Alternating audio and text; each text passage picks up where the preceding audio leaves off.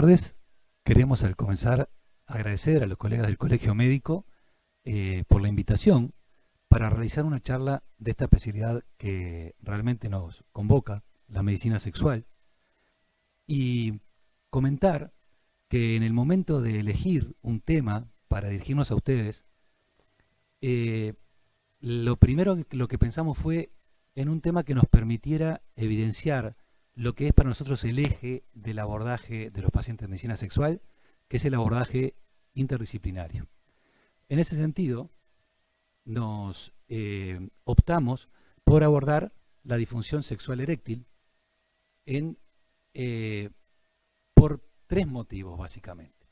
En primera instancia, por la prevalencia de esta entidad, la cual se ha corroborado por estudios significativos desde el punto de vista de la evidencia, y pusimos allí algunos ejemplos del estudio Massachusetts Male Aging Study y del estudio EDEM en España, y se ha confirmado en algunos trabajos mucho más modestos numéricamente, pero también sistemáticos y serios, como ser el realizado en el año 2007 en la prevalencia de esta entidad en la consulta médico-internista.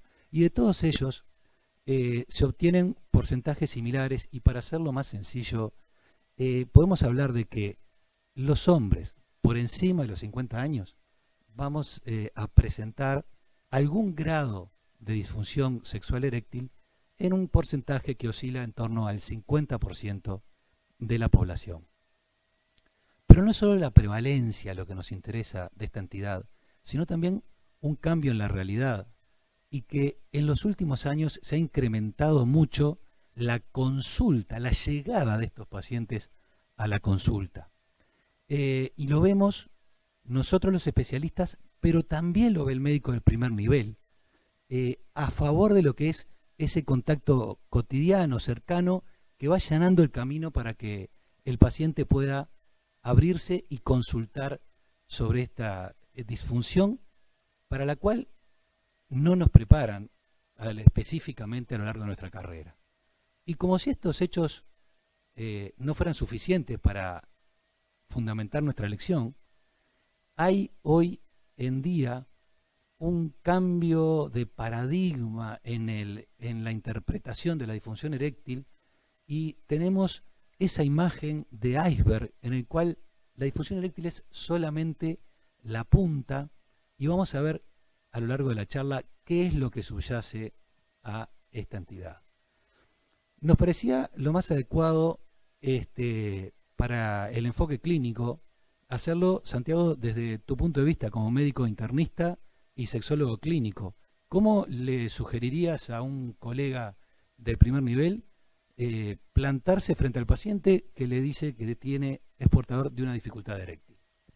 Bien. Primero que nada, agradecer también a la invitación por esta actividad y contar un poco qué pasos tiene que hacer un médico clínico a la hora de enfrentarse a un paciente que consulta por esta sintomatología o que no la consulta, pero que debemos interrogarla por las enfermedades y las comorbilidades que presenta.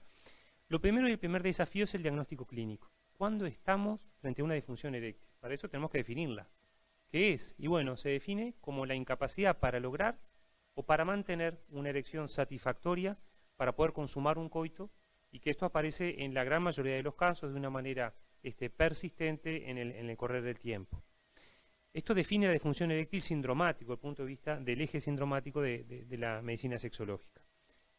Pero en cuanto a la etiología, es cuando hay que poder pesquisar un poquito más y poder hacer una anamnesis dirigida, orientada a ver si esta disfunción que el paciente trae a la consulta es predominantemente psicógena, es predominantemente orgánica o es mixta, y tenemos que poder evaluar un montón de cosas que tenemos que realmente tener en cuenta.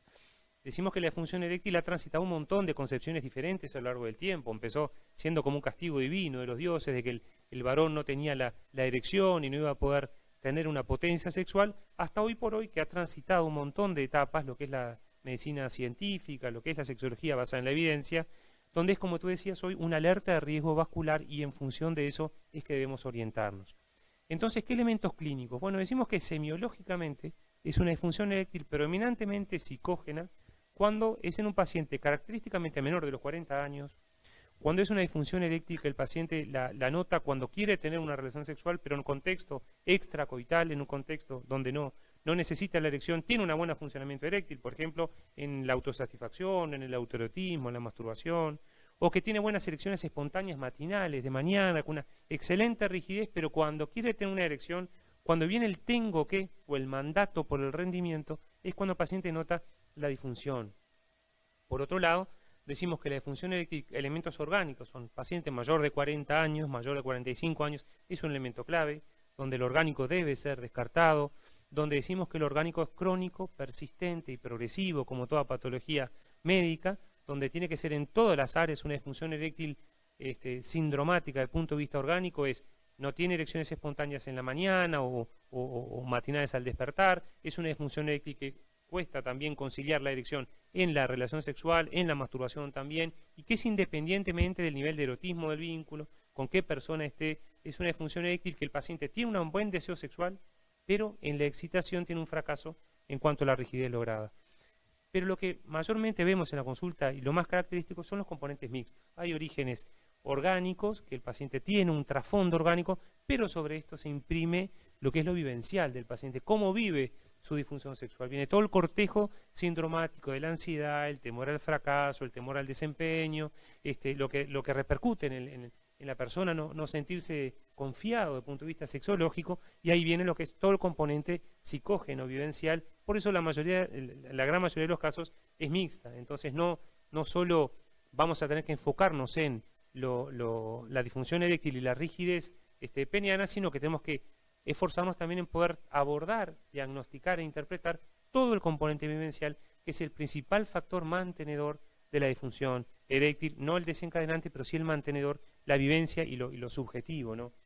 Entonces, esto en cuanto al diagnóstico etiológico. Bueno, decimos mayor de 40 años y es orgánico, pero siempre lo psicógeno está. Puede ser solo psicógena en el varón joven de 20 años que va porque está muy ansioso, porque tiene miedo, y ahí hay que trabajar lo que son las inseguridades, la autoestima sexual, la confianza. Pero en el paciente mayor de 40 o 45 años decimos, lo primero es, como tú decías, la punta de un iceberg para ver lo vascular, cómo está, y abordar desde el punto de vista terapéutico también todo el componente psicoemocional. No podemos no abordar correctamente una disfunción eréctil sin interrogar las otras disfunciones, porque puede perfectamente ser un problema de deseo, y la dificultad y el diagnóstico sindromático es un deseo sexual hipoactivo. El deseo sexual hipoactivo es la dificultad para lograr tomar la iniciativa o para responder a la iniciativa de la pareja con la que estamos. Cuando esto viene persistente y genera insatisfacción, esto es un deseo sexual hipoactivo sindromático. Y claro, todo paciente con deseo sexual hipoactivo no va a tener buena erección. Entonces, quizá la disfunción es reactiva a una pérdida del deseo y no es una disfunción eréctil en sí misma. Tenemos que interrogar el nivel de deseo del paciente cómo está. Es que no logra la erección, pero tiene ganas, tiene un buen nivel de excitación, o quizá lo que está fallando es la excitación. Por otro lado, también tenemos que interrogar otro síndrome sexológico, como son los trastornos eyaculatorios. Esto hay una eyaculación precoz, hay una eyaculación retrasada, que es el otro polo de lo que es la eyaculación precoz, hay una eyaculación asténica, el paciente que siente poco, que el orgasmo ha perdido intensidad, y todo esto puede traer en forma reactiva. Los trastornos eyaculatorios bajan el deseo, al bajar el deseo baja la erección, entonces es como una ensalada de disfunciones que hay que poder ordenar y saber interrogarla desde el punto de vista dirigido. Esto es bien importante.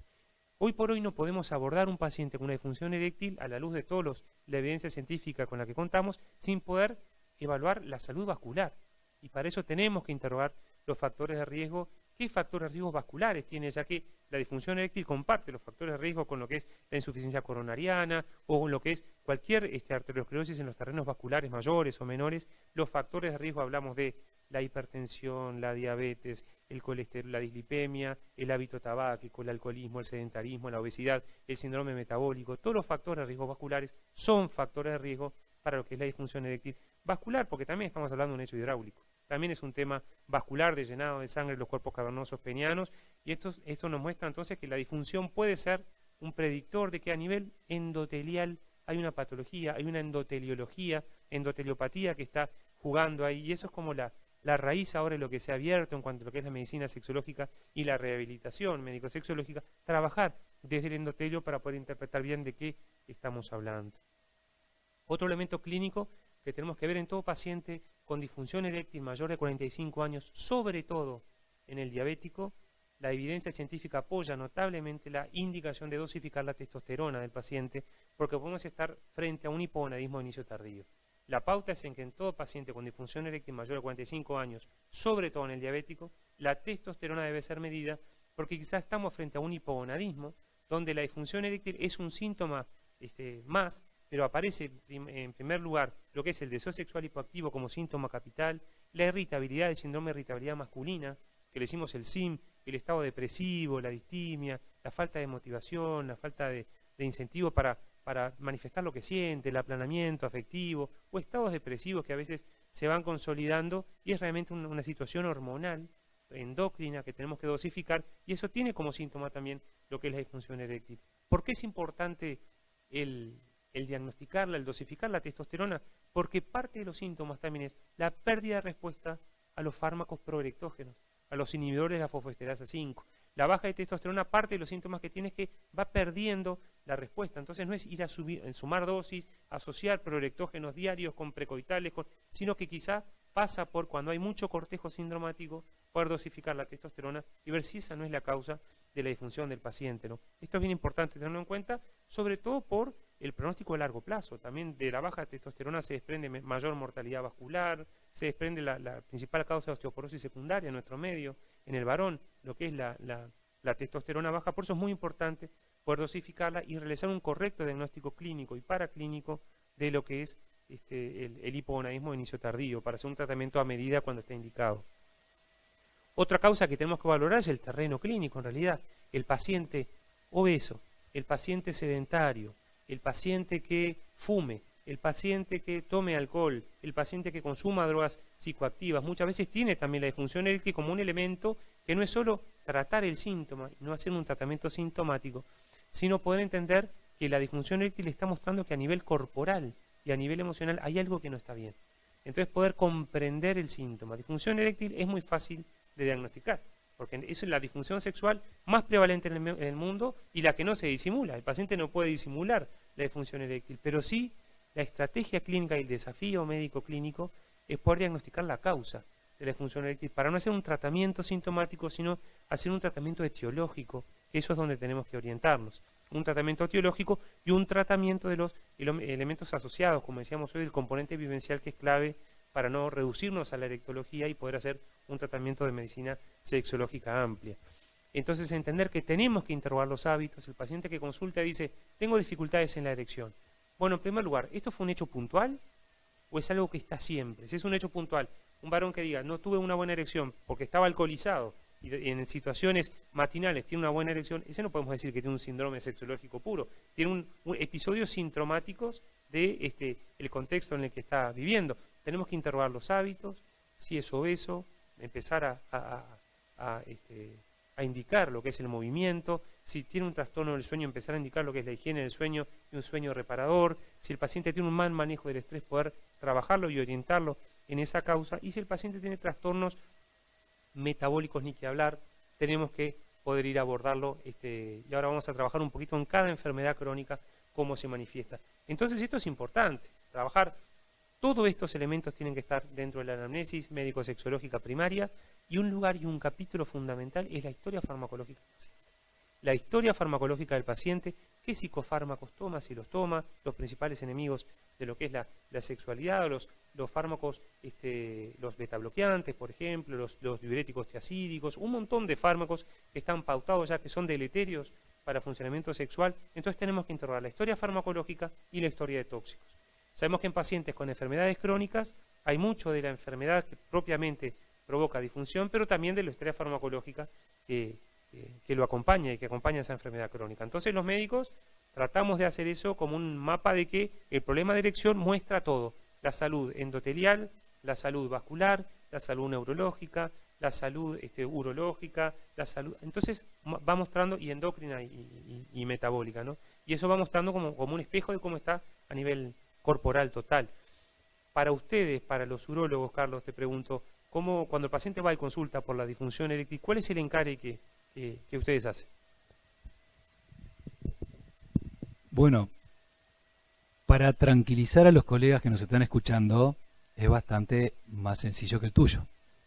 Y yo empezaría por decirles que realmente esto es un encare de un médico sexólogo. Es muy completo, muy detallado lo que estuviste analizando, y me pongo en el lugar de los colegas que nos están escuchando y dejaste la vara altísima.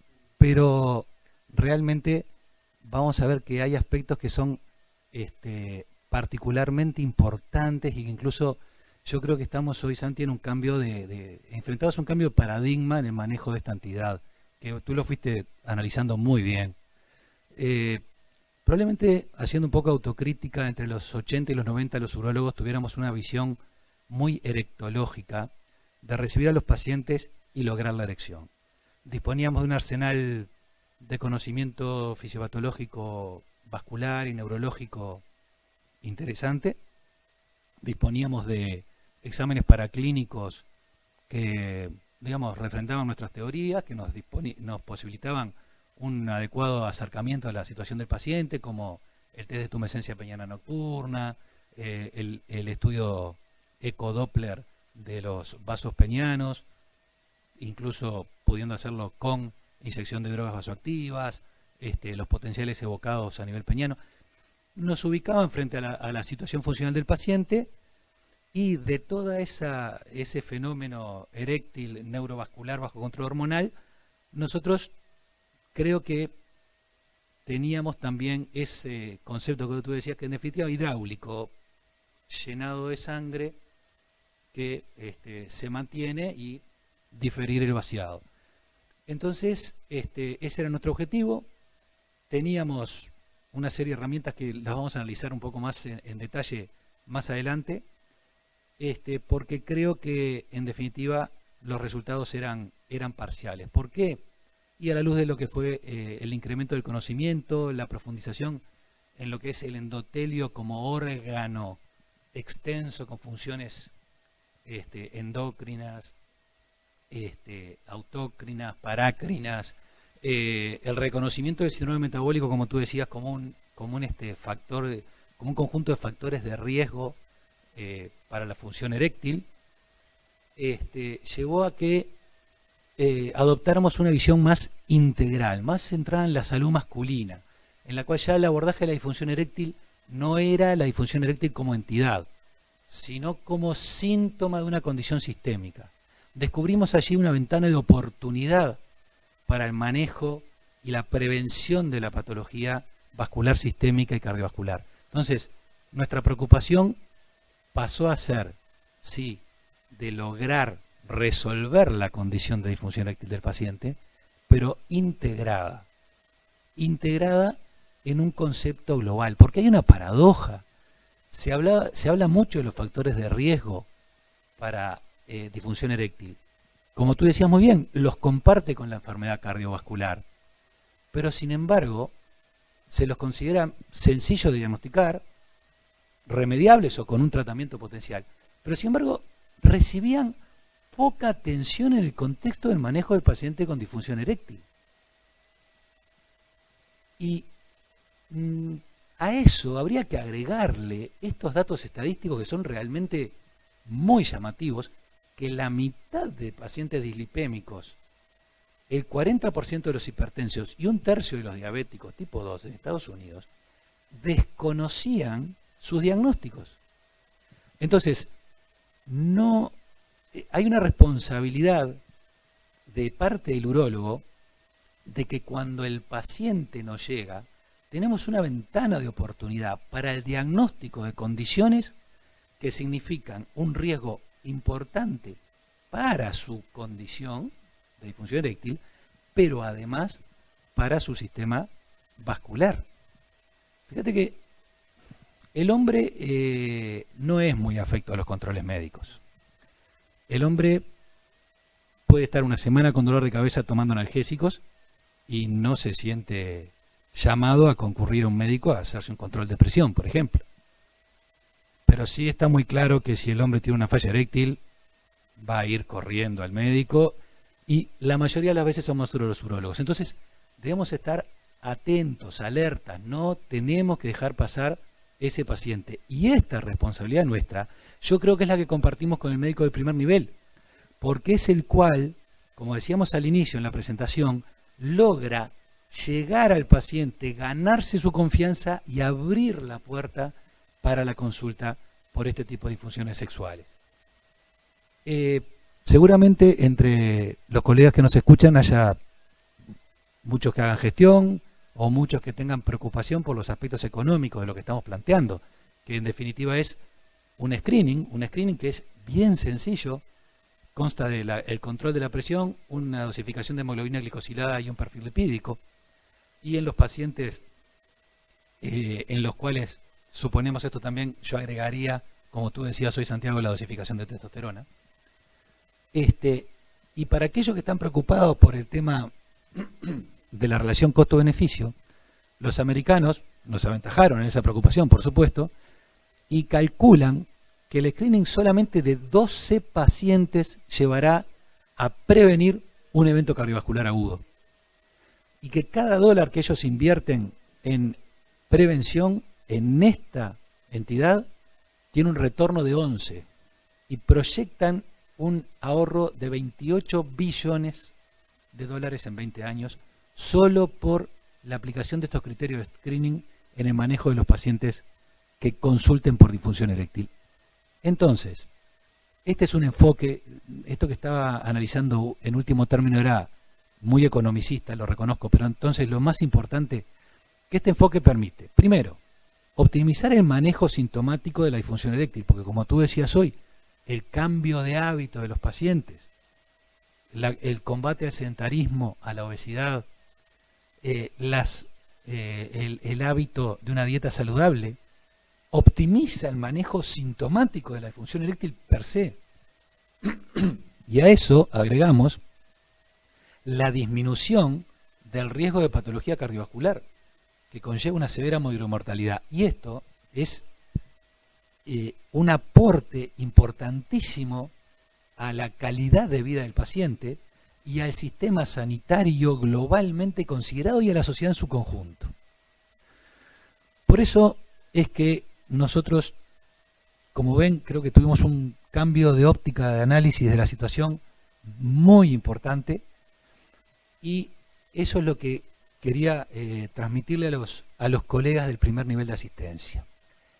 Y para nosotros, esto en la práctica clínica cotidiana nos lleva a tomar contacto con el paciente, escucharlo, tratar de asegurarnos que estamos frente a una disfunción sexual eréctil orgánica, el screening de patología asociada, y en aquellos pacientes que tienen una disfunción orgánica, la consulta, ya sea con el cardiólogo o con el internista, para el manejo de la patología crónica concomitante, que creo que sería un capítulo que sería importante que abordara, Santiago.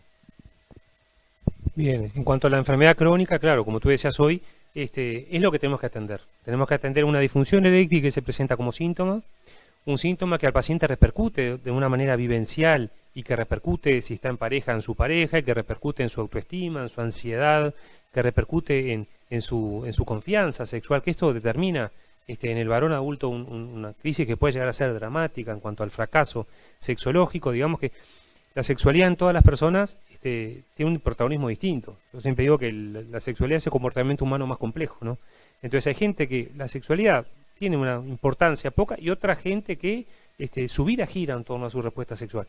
Entonces esto muestra diferentes dramatismos que puede llegar a tener una disfunción sexual como esta, que no se disimula y que repercute tanto en la persona y en la pareja que tenemos, ¿no? Entonces, en cuanto a enfermedad crónica, ¿qué es lo que tenemos que valorar? Las enfermedades crónicas está pautado ya qué disfunciones pueden traer, del deseo la mayoría, de la excitación, que es la disfunción eréctil, la mayoría también. Algunas traen trastornos eyaculatorios, otras traen trastornos de la respuesta orgásmica, de la capacidad de tener un orgasmo, otra es trastornos en la satisfacción global.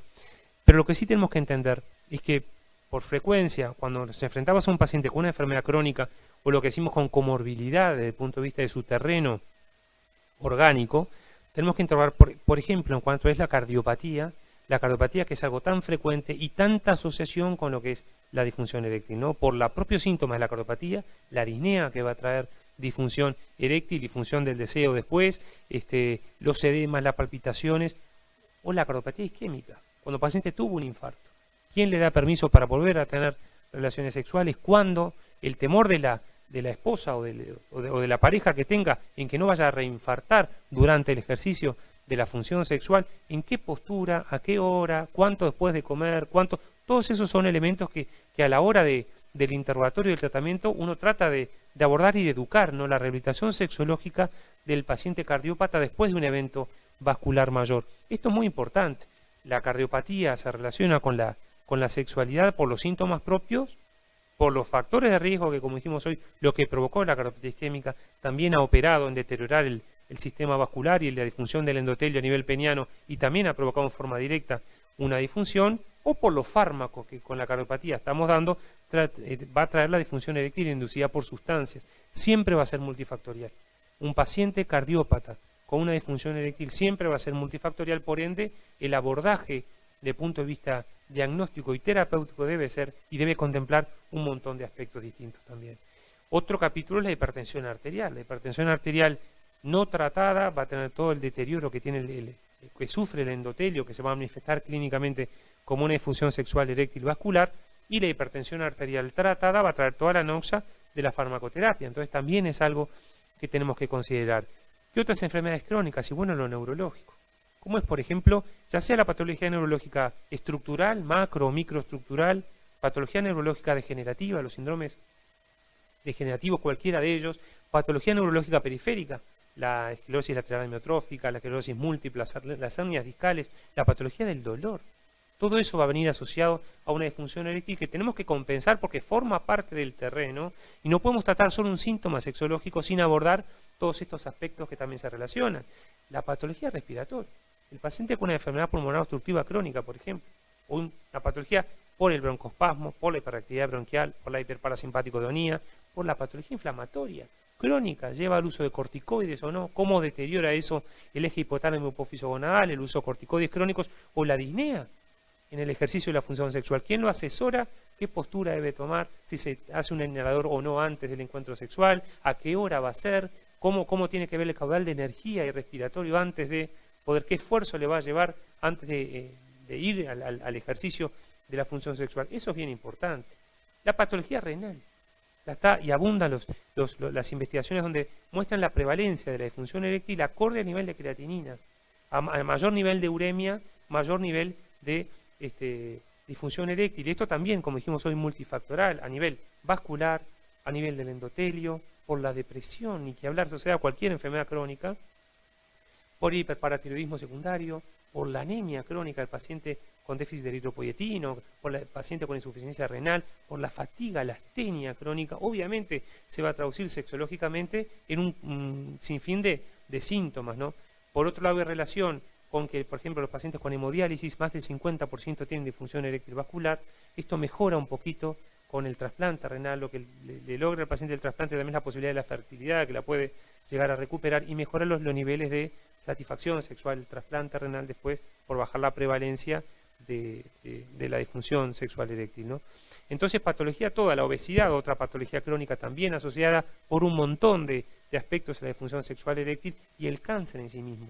El cáncer, ya sea los que asisten ustedes desde el punto de vista urológico, o el cáncer cualquiera sea, por el impacto directo del cáncer sobre la función sexual, por las secuelas de la quimioterapia, de la radioterapia o de la cirugía para el tratamiento oncológico. Todo esto repercute en este capítulo de la medicina sexológica que se llama oncosexología, que es el abordaje especial del paciente oncológico de la satisfacción sexual. ¿Por qué? Y por todos los beneficios que tiene.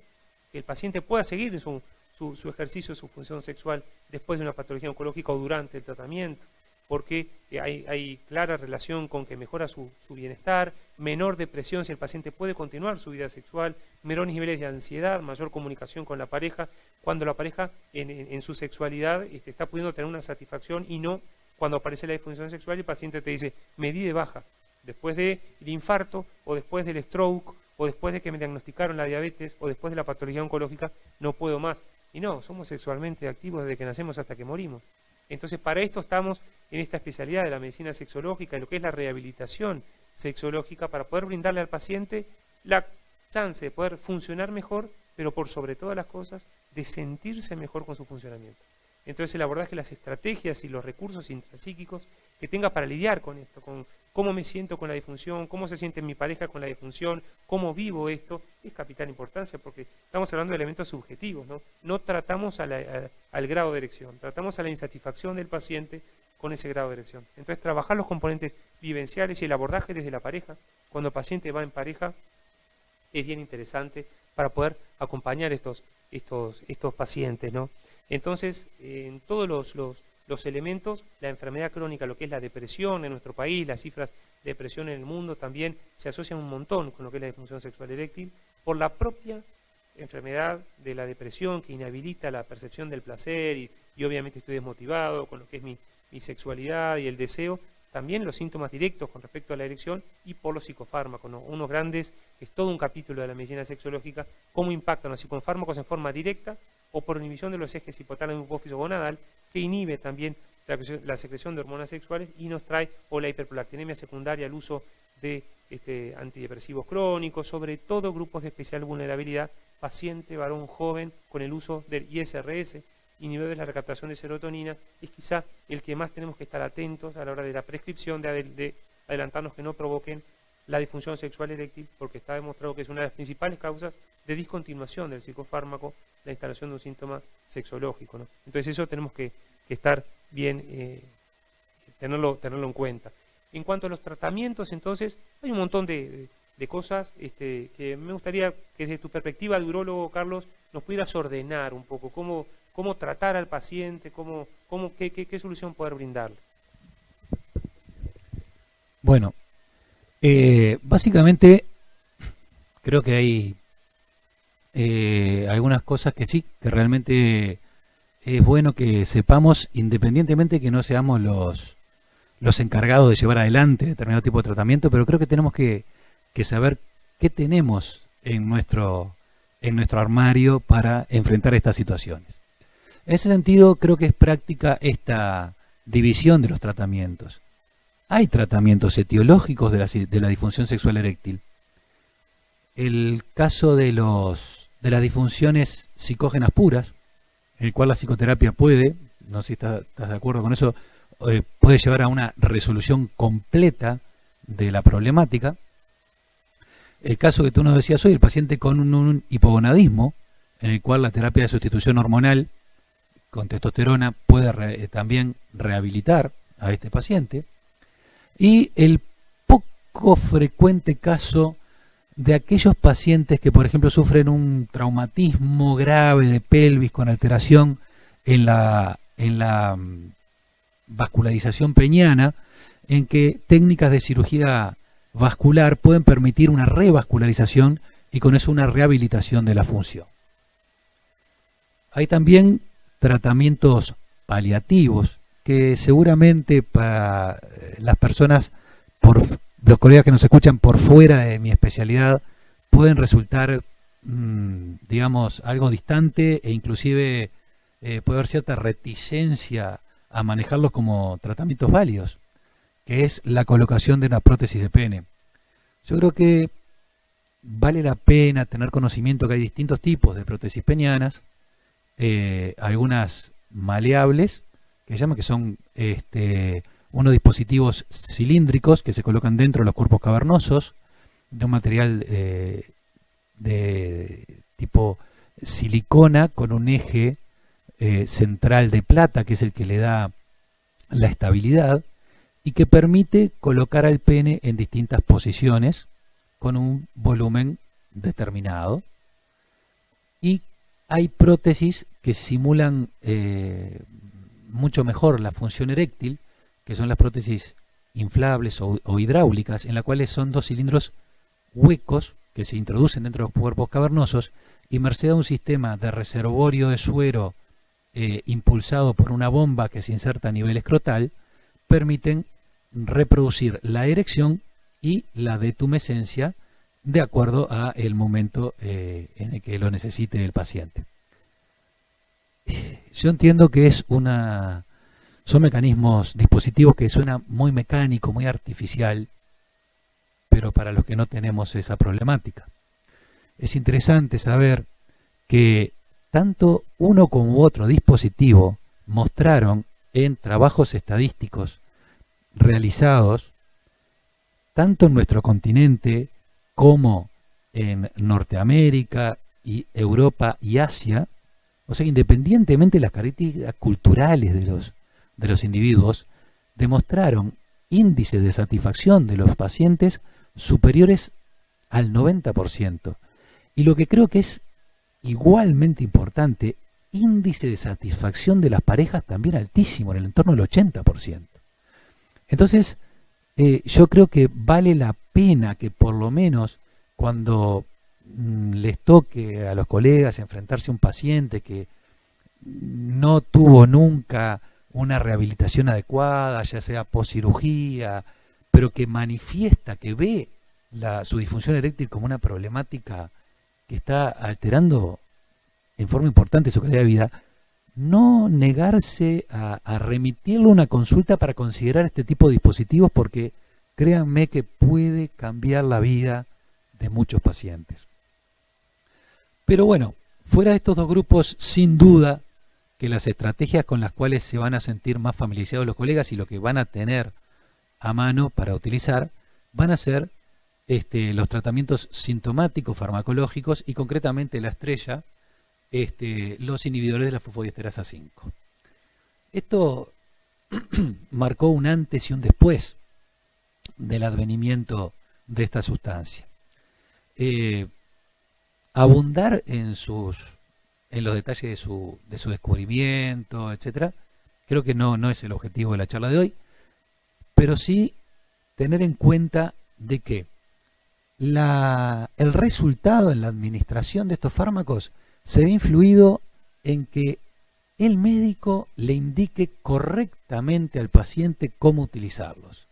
O sea, no solo tenemos que saber elegirlo, sino también indicarle al paciente claramente cómo utilizarlo. De hecho, cuando nos enfrentamos en sexología a un paciente que viene de una asistencia periférica o, peor aún, que viene automedicándose con estos fármacos, encontramos que los que le vienen con un rótulo de fracaso de los prorectógenos orales, hasta un 20% los recuperamos simplemente explicándole adecuadamente cómo utilizarlos.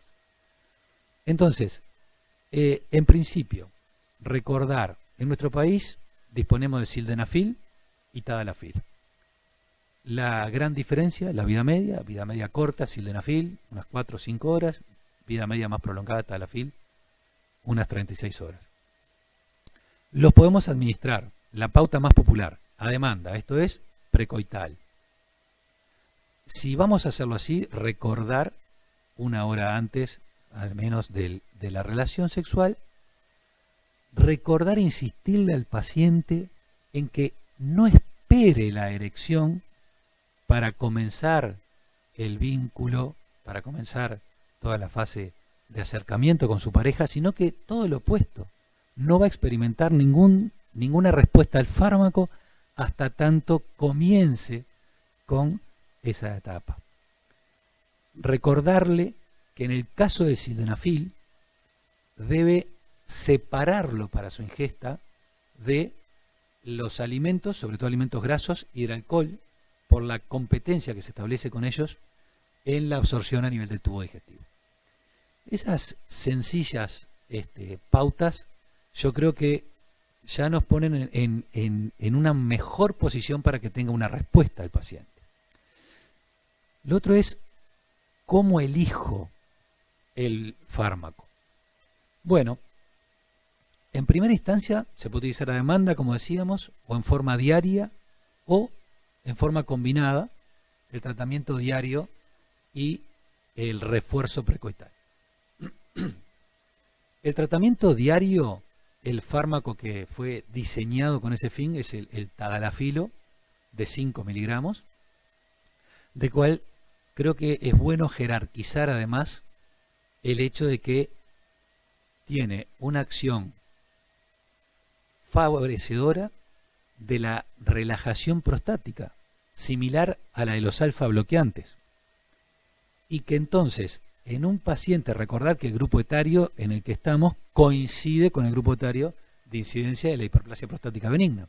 Entonces, en un paciente que presenta disfunción sexual eréctil y síntomas del tracto urinario inferior, o sea, un prostatismo, puede ser electivo utilizar un inhibidor de fosfodiesterasa en forma diaria, concretamente tadalafil 5, y estaríamos tratando las dos entidades simultáneamente.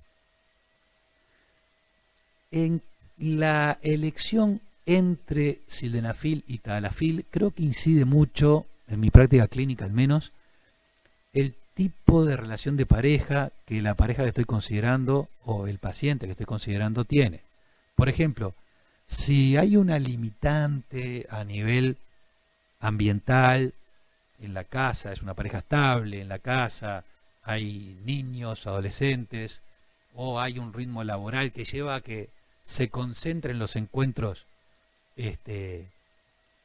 sexuales en el fin de semana, creo que sin duda, en mi práctica, no sé, Santiago, si coincidís, el tadalafil de 20 es una excelente opción porque respeta muchísimo lo que es la espontaneidad. El paciente puede tomarlo viernes de noche o sábado de mañana y todo el fin de semana va a estar respaldado por la acción del fármaco.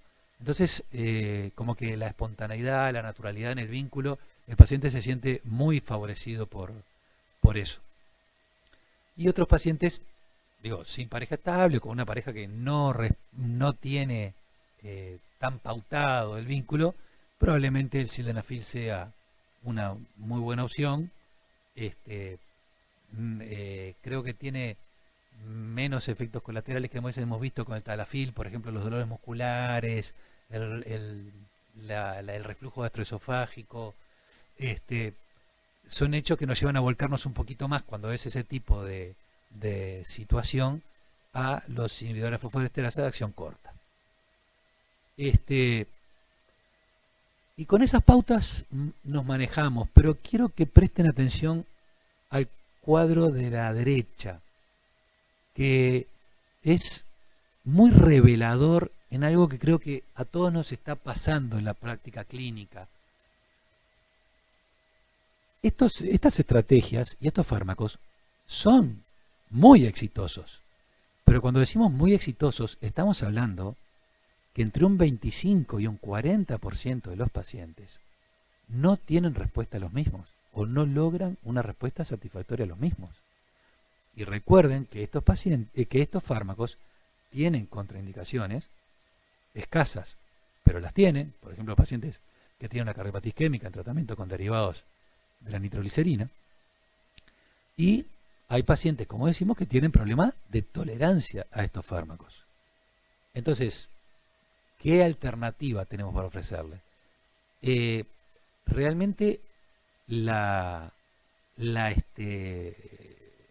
advenimiento de estos fármacos fue tan exitoso que llevó a que los años posteriores entraran, digamos, como en una situación de quiesencia a la investigación y desarrollo de nuevas alternativas terapéuticas a los inhibidores de fosfodiesterasa 5. Entonces, poneme lo anterior de nuevo, por favor.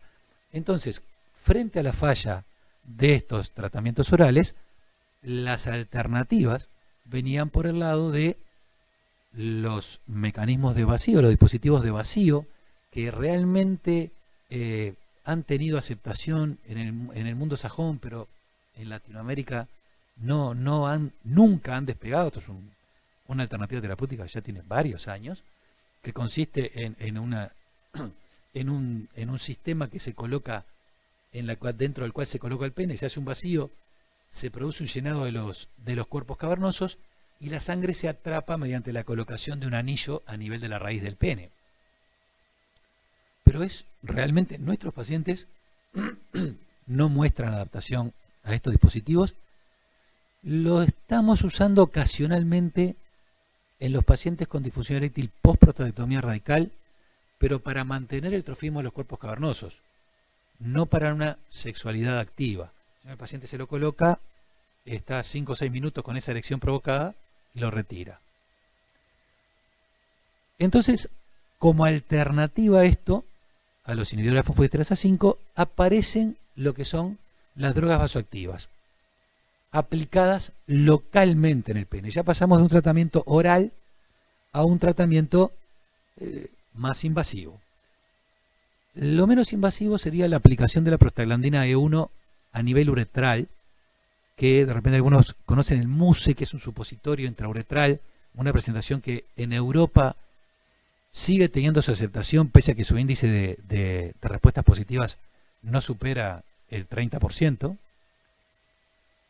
Y hoy en día se ha desarrollado la posibilidad, la alternativa a utilizar esa misma prostaglandina E1 a nivel uretral, pero en forma de una posología líquida, en la cual la prostaglandina se ha asociado a un vehículo que altera la estructura de la membrana basal, permitiendo mayor absorción del fármaco activo hacia los cuerpos cavernosos. Y efectivamente esa formulación intrauretral, de la que hoy disponemos en el país, está mostrando una buena respuesta. Y aclaro, no hay, y esto es para todos los fármacos, no hay un tratamiento mágico y uno al cual respondan el 100% de los pacientes. Pero esto se está mostrando como una alternativa al menos atendible.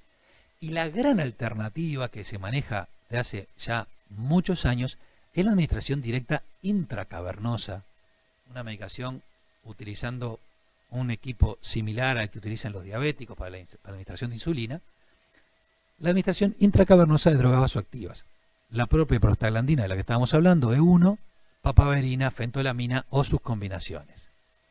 Nuevamente estamos frente a una terapéutica que estoy seguro que no es atractiva para los colegas que nos están escuchando, pero sí ha logrado un índice de éxitos realmente muy importante, cercano al 80%, es útil en los pacientes en los que fracasa el tratamiento con los inhibidores de la fosfodiesterasa 5 y realmente yo creo que debe ser una vez más tenido en cuenta, y sí, tengo que asumir que es responsabilidad del especialista, del urólogo, su administración, por las particularidades del tratamiento y por la posibilidad de complicaciones que son solucionadas por el mismo especialista.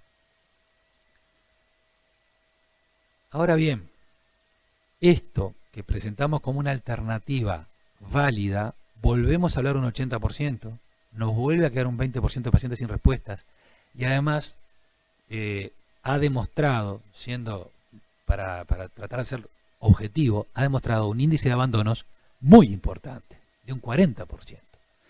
Entonces, en los últimos años se ha roto esa inercia de la que hablábamos, producto del descubrimiento de los inhibidores de fosfodiesterasa 5, y se ha vuelto a trabajar en tratamientos alternativos para la disfunción eréctil. Dame la siguiente, por favor. Y esto viene de la mano de la medicina regenerativa.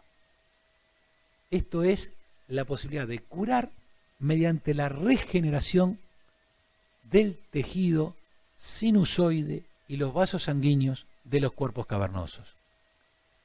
En ese sentido, probablemente lo más promisorio, lo que está más adelantado y lo que se está usando hoy en el mundo, si bien los americanos aún lo consideran experimental y no está aprobado aún por la FDA, sí por la agencia europea, son las ondas de choque de baja intensidad. La onda de choque es una forma de energía muy particular, los urólogos la conocemos, tenemos un largo vínculo con ella porque la utilizamos para la litotricia, la resolución, la rotura de cálculos desde afuera del organismo, litotricia extracorpórea, la fragmentación de cálculos que luego son expulsados espontáneamente, con un éxito realmente significativo. Esto es la misma energía, pero con baja intensidad, y que se aplica localmente en el pene, a nivel aplicada, dirigida a los cuerpos cavernosos, y de esa forma tiene una acción que es a nivel endotelial, en el endotelio de los vasos sanguíneos, donde el impacto determina un estrés de rozamiento similar al de la sangre, que favorece distintos mecanismos como la producción factor de crecimiento del endotelio vascular, favorece además la captura de células progenitoras circulantes a nivel del pene, favorece la migración de células madres, y todo eso confluye ¿a qué? A la formación de nuevos vasos vasculares, al fenómeno de neoangiogénesis, con lo cual estamos regenerando ese tejido. Estas ondas de choque están indicadas hasta el momento en pacientes con contraindicación para la utilización de inhibidores de la angiogénesis, o que responden bien pero desean abandonar la medicación. Dije inhibidores de la angiogénesis, perdón, inhibidores de fosfodiesterasa 5, a pacientes que, digamos, no pueden recibir inhibidores de fosfodiesterasa 5, a pacientes que los reciben en forma exitosa pero que desean abandonar el tratamiento, o a pacientes que se han hecho refractarios a los mismos, ya no responden, pero que luego de este tratamiento, merced a esa neoangiogénesis, vuelven a ser respondedores al tratamiento. Esos serían los 3 grupos básicos de pacientes a tratar. ¿Qué falta? Y falta individualizar un poco más algunos factores más que sean pronóstico del éxito dentro de esos grupos, e individualizar un poco mejor los protocolos de tratamiento. Y en eso se está trabajando en forma intensa a nivel internacional. La terapia de células madres es algo sumamente entusiasmante, y que realmente a nivel de experimentación animal ha mostrado excelentes respuestas, lo que llevó rápidamente a su traducción clínica, a su utilización en clínica. Y fue para nosotros, digamos, una desilusión muy importante ver que no replicó los buenos resultados que había tenido en la experimentación animal, por lo cual hoy está de nuevo a nivel de la ciencia básica buscándose cuáles son los factores que podemos corregir para obtener una superposición de resultados con respecto a los obtenidos previamente. Se realiza utilizando tejido adiposo o médula ósea autóloga, y inyectando la misma luego de un tratamiento que se hace a nivel de banco, a nivel peniano. Yo creo que hay muchas cosas más por saber. ¿Es necesario inyectarlas a nivel peniano? No está claro, porque de hecho células madre marcadas, una vez que se inyectan en el pene, se mostraron en la circulación sistémica. ¿Por qué entonces inyectarlas en el pene? ¿Cuándo inyectarlas? Hay un fenómeno de homing que lleva a que la célula madre se hospede en el sector lesionado.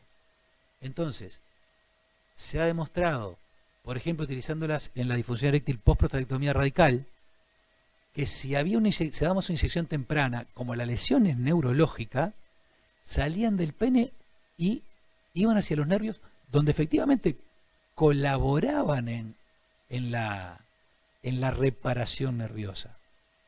Pero que si las inyectábamos tardíamente, ya el eje era las alteraciones a nivel de los cuerpos cavernosos. Entonces iban a los cuerpos cavernosos a favorecer los procesos de neoangiogénesis de los que hablamos. Yo creo que hay mucho por saber, sin duda que es una vía alternativa valiosísima para seguir investigando, y nos va a dar muchas satisfacciones, pero estamos en una encrucijada de caminos para la utilización de las células madres en este tratamiento.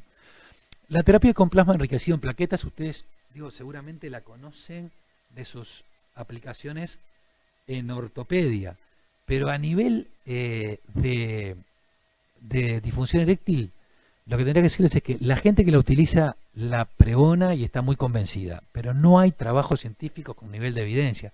La comunidad científica la mira con recelo. Creo que tiene un camino más largo por delante que las dos anteriores.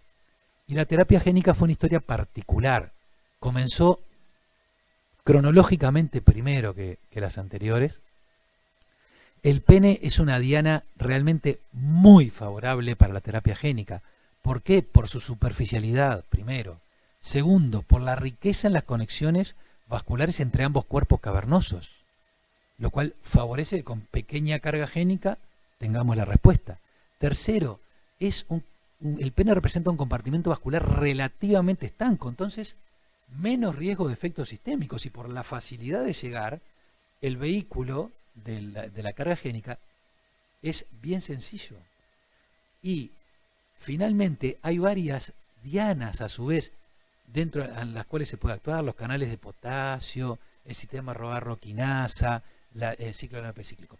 Entonces, esto además demostró excelentes resultados en experimentación animal y se acabó el dinero. Es tristísimo estudiar este tema, ver los resultados que tuvo y que en los centros de referencia se bloquearon las investigaciones por falta de medios. O sea que esto estamos esperando.